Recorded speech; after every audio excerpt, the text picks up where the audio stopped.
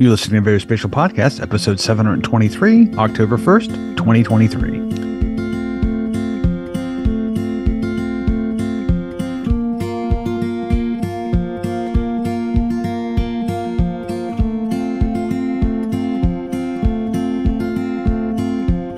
Hello and welcome to our VerySpatial Podcast. I'm Jesse. I'm Sue. I'm Barb. And this is Frank. And this week we're going to be talking to Marc Prioleau of Overture Foundation. But of course, before that, we have some newses. Oh, actually, before that, we have some housekeeping. So back, I don't even remember how long ago it was now, but we mentioned a Kickstarter. Actually, no, it wasn't even a Kickstarter at that point.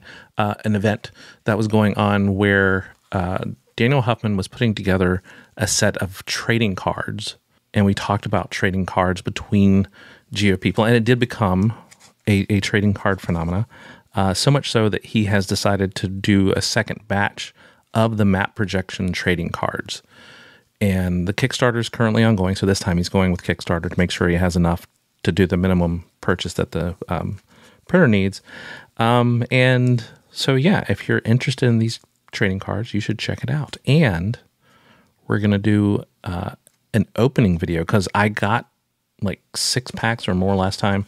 And still haven't opened them because I wanted to do it for a video. And so we're going to do a video, and hopefully Daniel's going to be able to join us while we're doing the opening for a short video and have a little conversation about the making of and, you know, kind of the hope for the Kickstarter. So keep an eye out for that. Just for everybody, there's a link to the Kickstarter in the show notes. And the northern contingent, hopefully, will buy into the Kickstarter. We did. Oh, we did already. So but yes, we have supported the Kickstarter. Can I give a shout out to somebody? Please. One of our colleagues has let me know that she has started listening to our podcast. Her name's Valerie. Hi, Valerie. I'm glad you're listening. Enjoy the episode. Okay. Hello, Valerie. Now on to Frank with the news. First up in the news, this is a news item that's very interesting to me. Basically, Google is being sued over some directions. A gentleman got faulty directions on how to travel to wherever he was at, to wherever he was going. And it took him over a closed bridge. He fell, he died, which is unfortunate. And his widow is now suing Google for basically not having the information contained within their directions. Now, this is not the first time this has ever happened. I'm pretty sure Google has been sued a few times over things like this. The interesting bit for me is it happened in a place called Hickory, North Carolina. And I spent what I refer to as my National Guard service as a youth in Hickory, because both my parents are from Hickory, North Carolina. So I spent 1 week in a month and 2 weeks in the year every year growing up in Hickory. So not actual National Guard, just to be clear. Not actual National Guard, just my metaphorical National Guard. This bridge and I've been there a lot, but this bridge has been closed for a really long time, to be honest with you. So it's a little weird that Google doesn't have it even marked on their maps as closed, much less that they're using as a routing direction.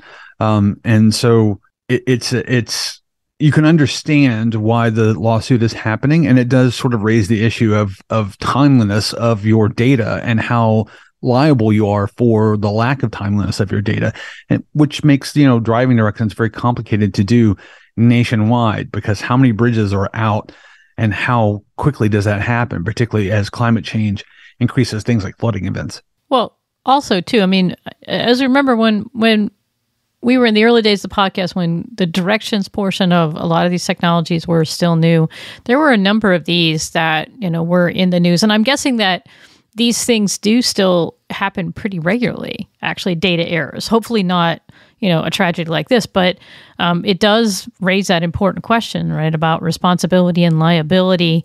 And, what's the user's responsibility? And those questions all came up and weren't necessarily settled definitively. And this is a reminder that, as you say, Frank, that the data is crucial, but we live with the issues that, there are errors in data. There are update issues. This particular one, that seems like it was a long time for that. But, I mean, that we have to be always aware about questions about our data and how it's being used. And I think it brings up broader issues that have always come up, which is an understanding of where Google and other entities get their data. because that brings in more complexity. And there's not an understanding of there are multiple sources of data, and then it's on all of them. How often, is it collected? How often is it updated? And how are they funded? A lot of times, and I just saw something in the news of someone talking about, what about if someone dies or an entity dies and that data stagnates with them, what happens with it? Who has access to it? All sorts of questions. Well, and I think something that we talk about often is, information literacy tells us that, you take all data with a grain of salt until you have other sources. And so, but these were, generally conversations we were having 10 years ago. We have to be aware that data is just that. It's not the world. It is a representation of the world. And we understand that. But more and more, I think there's this assumption that if something is made available, that it is the truth, and it is, I don't know what other words to put it in there, but yeah, it's one of those things we just have to be aware that the data is something that is fallible. Yeah, and I think an additional question here, and in the lawsuit, in news reporting about the lawsuit, the local property owner and some others, because there's some other issues here, and it may get decided that, the question of maintenance of property and those types of things, those are very well spelled out in all kinds of laws and legal kinds of things. But that'll be a question, though, is there a broader responsibility? Yeah. So next up in the news, in the mountaineering community, they are having I would think of it as like the coastline paradox. They are revoking the highest mountain peak climbers from the 70s and 80s, going through them because with new technology, with the use of GPS, they've determined that some people have not reached the elevations that they had recorded in the Guinness Book of World Records. And this is bringing up a lot of questions about what it means to have that type of elevation, what it means to be at the highest peak, what that at the time that those were recorded, they were recorded to the best knowledge of everything available. So it's just a pretty fascinating story because, how do you determine where the peak is and where are these records going to stand now that we have new ways of recording that data? Next up in news, the National Geospatial Technology Center for Excellence has announced the launch of Gamma Sigma Theta, which is the National Honor Society for Geospatial Technology. And it's the first that's specifically for geospatial technology. So it's open to undergraduates, graduates, faculty, and alumni. So all of us qualify to get the Honor Society benefits from their various partners, which includes the GISCI, the Drone Deploy, American Society for Photogrammetry and Remote Sensing, or ERISA, all the agencies that you would expect. This is kind of exciting, I think, to have an actual honor society devoted towards geospatial technologies more broadly outside of the Geography Honor Society, which is, I'm blanking on. Do you guys know? Gamma Theta Epsilon. Gamma Theta Epsilon. There we go. That's just announced. Pretty cool. Maybe we can get chapters at our various institutions, which would be awesome.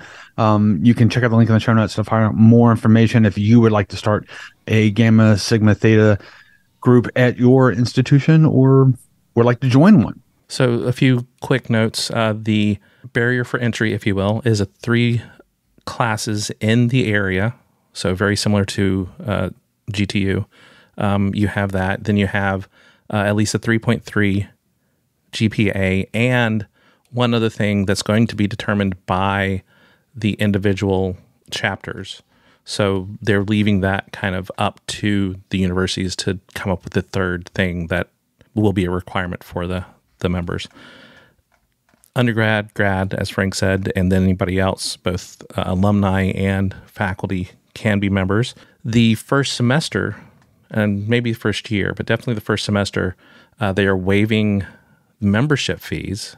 So if you become a member, and this is very quick turnaround, it's October 2023 is when they're going to post information about it, with the turnaround of the first inaugural class from each institution having to be submitted by November 11th, I believe, at 2 p.m., very specific. So yeah, go and check out the webpage that's in the show notes. There's a video that Tom Mueller kind of narrates to kind of give you information, but it's mostly the information that's on the website. And I don't know. Well, my big question is so if you have to be submitted from a chapter, how do chapters apply? That's the initial class. So, so this is the first time. So they're doing it kind of broadly, this one, and I think, which is a reason why they're not charging this time, is but I mean, people like, are getting used as if sample it's new, sets. We don't have chapters yet.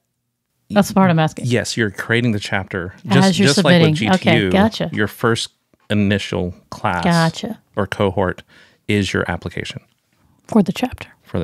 Okay. Yeah, and there's slightly different GPA requirements for undergraduate and graduate, which is not a big surprise, but they're not terribly onerous. Just, be aware.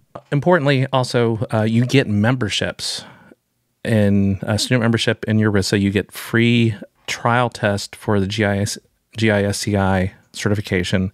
ASPRS, you get, I'm forgetting the ASPRS one.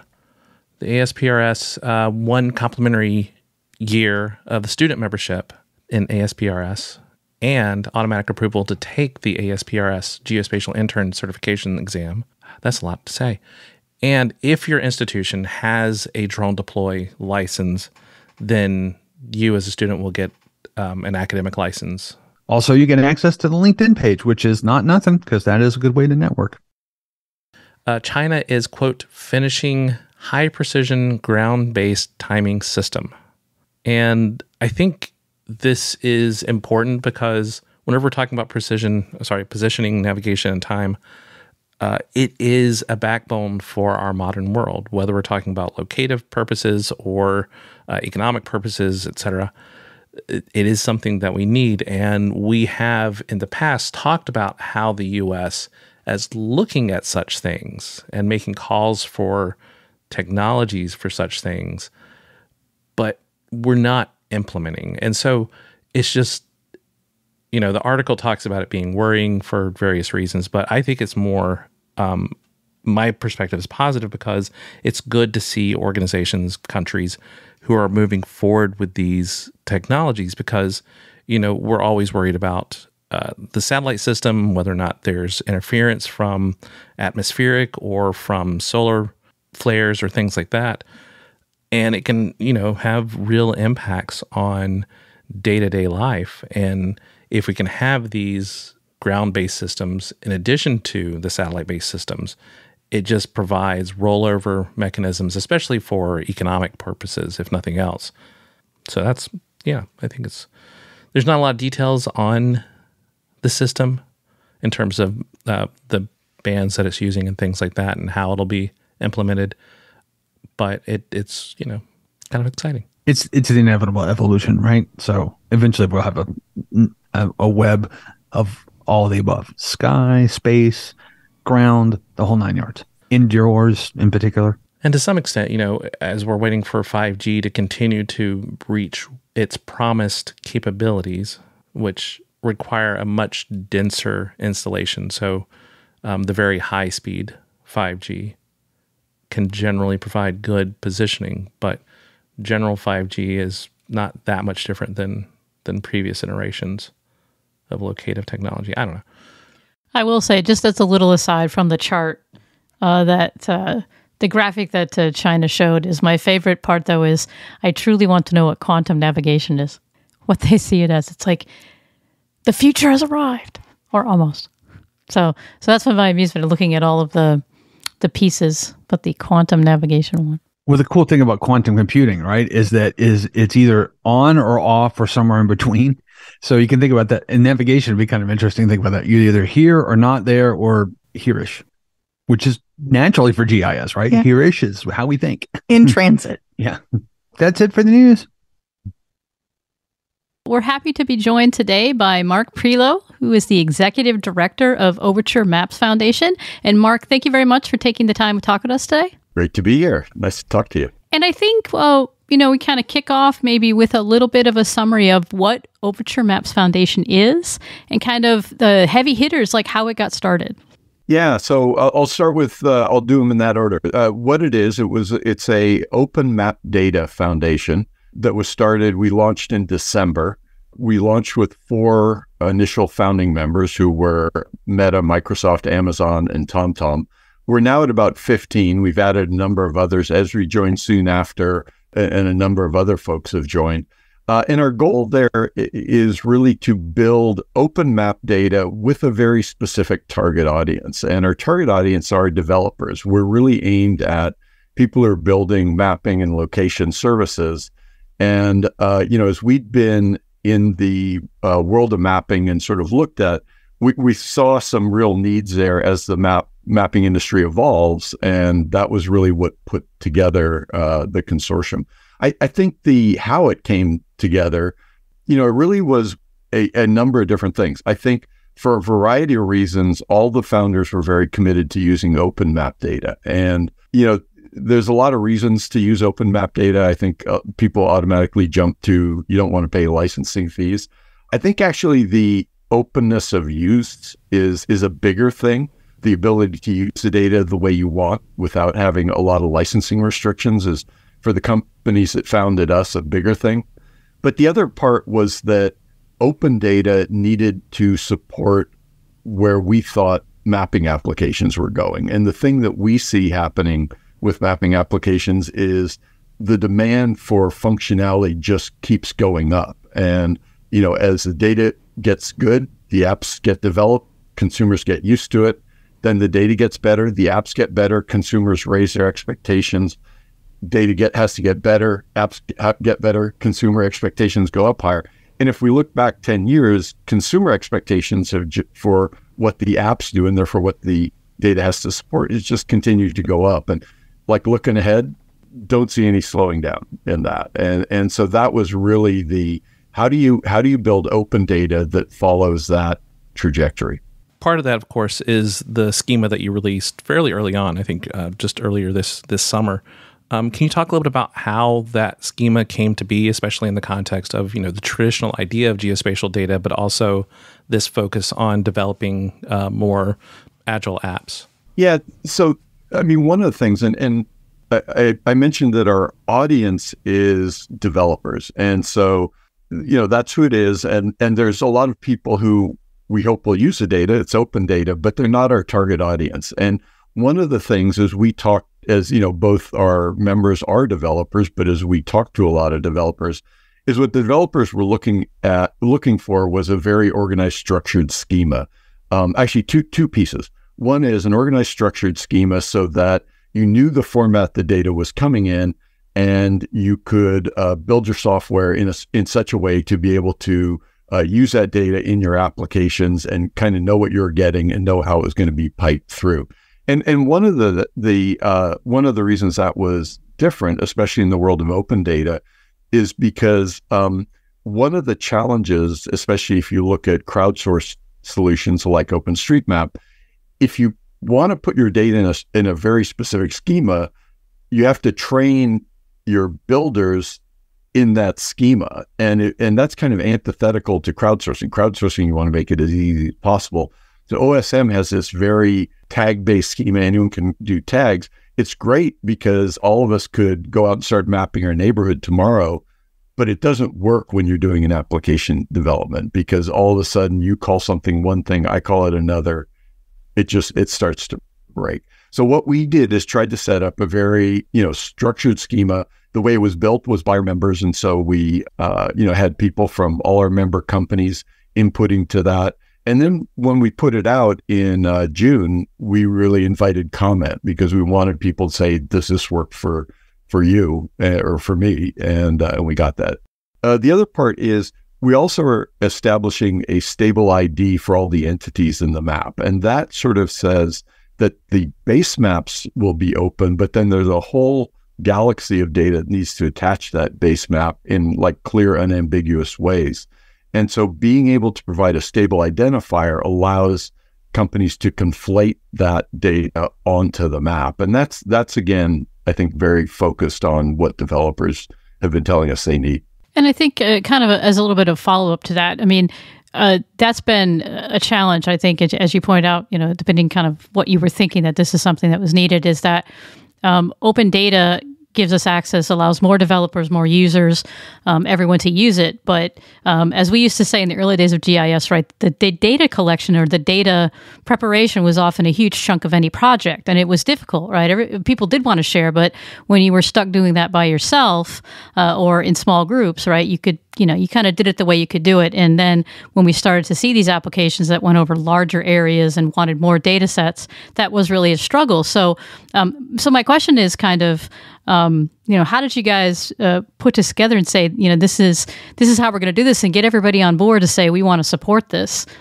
Because this is actually a huge undertaking and a lot of work that has to go into it by the members. Yeah, it is. It's kind of interesting. So, by the way, I am now the executive director of Overture Foundations, but before this, I worked at Facebook at Meta and was actually part of the team that put this together. So in some ways, I've been doing this job for about 5 months. In other ways, I've been doing it for about 2 years. It really was that long. I think if I were to kind of talk about like how it got put together, the piece that I think about is from a high level strategy standpoint, it was a fairly easy sell. We'd worked with people. We understood, I think, the issues that we were trying to address. We understood, the market fairly well. And so getting people to agree that they wanted to use open data, but that open data needed to do certain things was actually pretty easy. Doing it is super hard. And it's very challenging. It's the data is hard to put together. The way you build open data, trying to get everyone coalesced around common standards is hard. And that's, I think, part of the challenge. Now, the good part of it is we have good sponsors and we have a big user base that's looking to use this, and we have reasonably good funding to make it happen. And so I think that in some ways Overture is positioned to go after hard problems. I think sometimes hard problems are hard because you don't have the resources to go after it.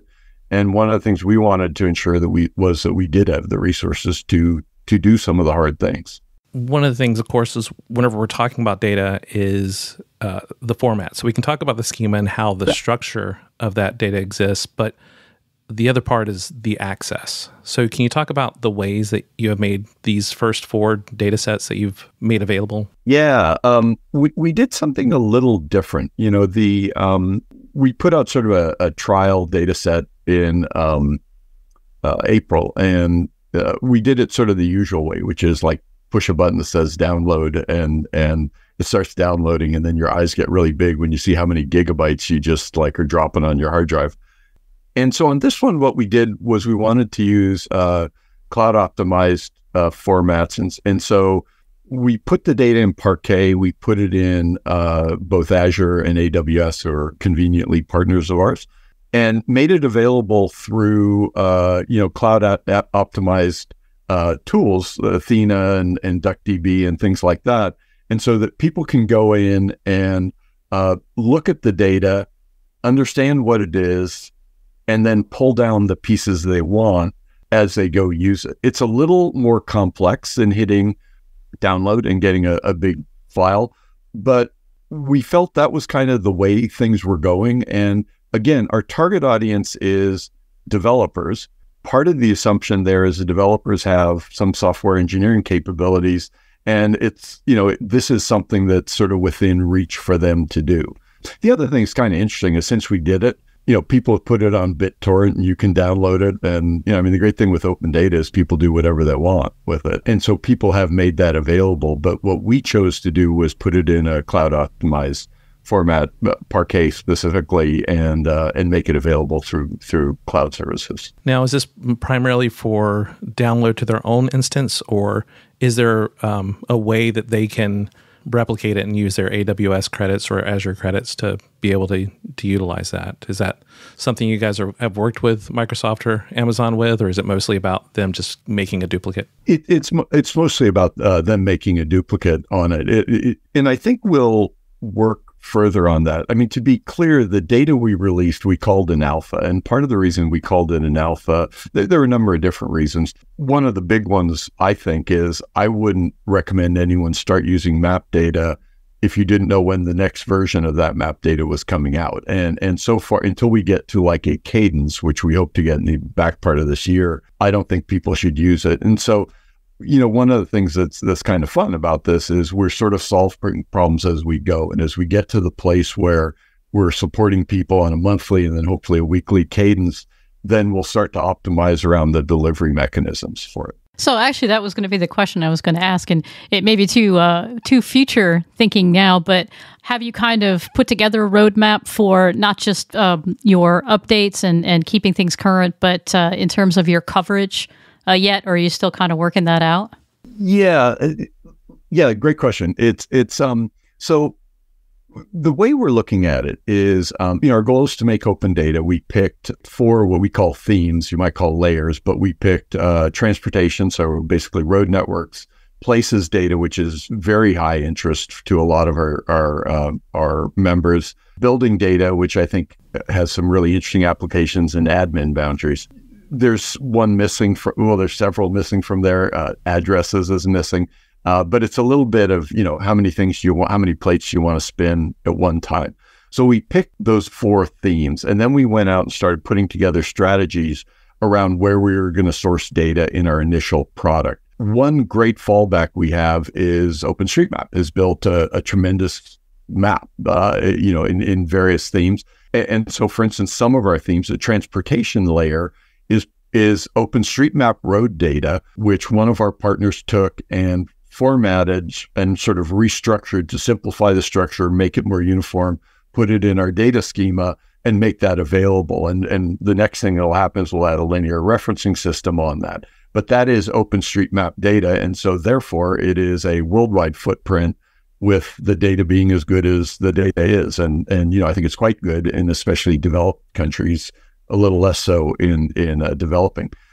Places data was a different thing. Places data, we got a couple of our members to contribute, and we put out a starting places data set of about 60 million places that was brand new open data that had not been open before. And, we'll add more data sets to that, and then start to really build out a strategy for maintaining that, because places in the realm of geospatial data is relatively volatile compared to like roads or buildings. So each one has sort of a different strategy. Our plan is worldwide coverage. I think the asterisk I'd put by that is, as with all map data, building it is one thing, maintaining it's another one. The maintenance will be directly a function of where our members are, and where the map gets used the most, it gets maintained the best. And so, we hope to build out a worldwide footprint. We actually just about a week ago added our first member from Asia. Hyundai Motors joined. So for our first automotive customer and our first customer from Asia. And, I would hope that would expand as we go. I will say, the challenge of this, and we were talking before the show, I mean, you've been at this for a bit. If anyone comes out and says, we're going to build the world's best map, the proper response from anyone in cartography or mapping ought to be, enjoy the rest of your life and the next several generations of your children's lives, because that's about how long it'll take. And I think one of the things is, picking the places where you'll have high impact and where you can make a difference, especially for our members. Look, our goal is that open baseline map data, and baseline's a term I maybe should define, but baseline map data ought to be open, ought to be as good as anything in the world, and ought to be sort of like the no-brainer choice for people. It's like, why wouldn't you use it? And then, the key is building other data on top of that baseline, but at least everyone's working from a common baseline. So whenever we look at this and look at the wealth of organizations that are participating in this right now, can you talk a little bit about how much interest you have in terms of new members? We have the ones that are already there that we can see on the website over at overturemaps.org. Yeah. But can you talk about how many more you already are talking to beyond these initial 4 and the additional 15 that you talked about? Yeah, great question. So I think I've probably talked to 150 companies in the last 4 months, and pretty much anyone who is in the mapping world. We're also talking to a lot of federal, state, and local governments.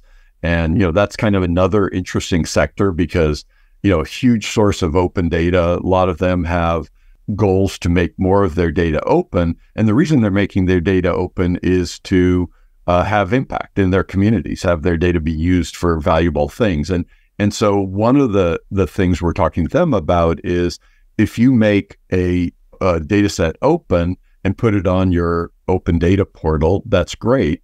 But impact really comes from use. And so adding that data, combining it into a data that, we can unironically say literally will be used by billions of people, because you look at the folks in Overture and that gets you billions of people. That means your data gets used. That means it has impact. That means you get potential for feedback. So one big category that we're very interested in is, how do we partner with state and local and federal government agencies and be an interesting outlet for them to get their data out to people? So I think that's, one interesting one that we've put a lot of effort on. I think that one of the other broad areas that we'll see a lot more emphasis on is if you think about the category of applications that require really good places data, and that's sort of mostly in the local discovery area, local search, local discovery, but it also includes like ride sharing, logistics, delivery, stuff like that. I think that's an area where there's some big gaps in the current market right now. And I think being able to put together a open base layer of places data, I think will have big impact. And I think we'll see more in that. So I think those are two areas. I mean, I think the third area that is super interesting for us, and as I mentioned, Hyundai just joined, which is first automotive customer. TomTom is one of our founding members, obviously very involved in the automotive customers. I think that's a really interesting area to look at as well. They have a ton of upside in what they're doing and what they need to stack on the maps. And I think that's another potentially interesting area for growth. I will say one thing is, for a variety of reasons, we launched with like a bunch of big tech companies, right? You look at, a bunch of big tech companies. The intent was never to keep it a bunch of big tech companies. There are a couple of reasons we launched it that way, but the intent has always been to spread it out and to get a range both in size, but also in industries. And I think we'll see that happen. So I always like to ask for my last question when we talk to everyone on the podcast, kind of a crystal ball-y kind of question, but I think that it's a good follow-on to your mentioning of the automotive and other potential applications, because I'm also thinking now with the increasing interest in developing custom apps and virtual reality and for lots of purposes. But I'm just curious, and you may not have even narrowed this down yet, but is there any particular, kind of cool application of a user of this data that you kind of envision or would like to see? Or are you just kind of sit back and wait and see how they use it? No, I think, look, there's a bunch of applications we see today, and we see kind of this growing need for better and better accuracy, whether it's accuracy, currency, all those things. The one I think is really kind of interesting out there, obviously autonomous vehicles is one that's been talked about a lot. I think augmented reality is going to be really interesting when it becomes wearables. And to be clear, maps are not what augmented reality wearables are waiting for. There's a lot of other things that involve like physics and stuff like that make that really hard. But I think the interesting thing from a mapping standpoint is right now, going back to paper maps, we looked at a map and we looked at the physical world, and then we looked back at the map, we looked back at the physical world. Now we look at the physical world, we look at our phone, we look back. There's this sort of human join between the map, digital representation of the world and the physical world, and it's in our brain. Augmented reality, you actually are in the map, right? I mean, you're in the map, and the components of the map are actually presented on the world around you, or around and behind the things in the world around you. And so all of a sudden you get a very different experience, and the need for precision, like spatial accuracy and things like that, really go up. And if you think about, you need to know like centimeter level accuracy where things are, and on a 3D scale. So I think it's a ways off. I mean, I came from a company that was called Meta, so I've thought a little bit about the metaverse, but I think that's a really fascinating, and it really, like, when I think about why do I think maps and therefore map data will continue to have to get better and better and better, I see things like that and I go, like, what we got today isn't going to work. It's going to have to get a lot better. So as we're wrapping up, is there anything else you wanted to highlight about Overture Maps? And no, I think we've got a pretty ambitious roadmap for the next. Look, we've been around, we've been building things. We put out Schema, we put out data. I think we're really very much in the starting phases of this. And anyone who's been in mapping for a long time, people say, it's been 6 months. You haven't put out a map of the world. It's like, compared to all those other maps of the world that got built in 6 months, it is a long, hard process. And I think one of the things that's really great about doing it with the partners is we have a commitment to do it over the long haul. The thing I would say about Overture Maps as a foundation is we're very much still in the early phases, both of building the map, but also figuring out what that map should be like, whether it's what the schema should look like, what a stable identifier system should look like.